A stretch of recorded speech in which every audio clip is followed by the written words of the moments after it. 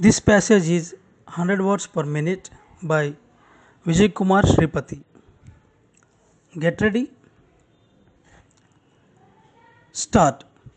By no means it is suggested that whenever such charge of rape is made where the victim is a child, it has to be treated as a gospel truth and the accused person has to be convicted.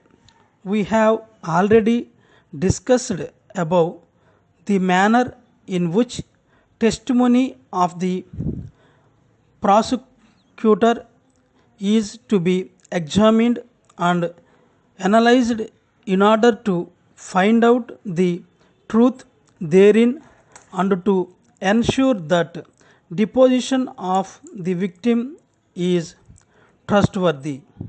At the same time, after taking all due precautions which are necessary when it is found that the prosecution version is worth believing, the case is to be dealt with all sensitivity that is needed in such cases. In such a situation, one has to take stock of the relatives of life as well. Various studies shows that in more than 80% cases of such abuses have acquaintance with the victims who are not strangers. The danger is more within than outside. Most of the time, acquaintance rapes when the culprit is a family member or not even raped for various reasons. Not difficult to the strongest among those is the fear of attracting social stigma. Another daring factor which many times prevent such victims or their families to lodge a complaint is that they find whole process of criminal justice system extremely intimidating, coupled with absence of victim protection mechanism. Therefore, time is ripe to bring about significant reforms in the criminal justice system as well.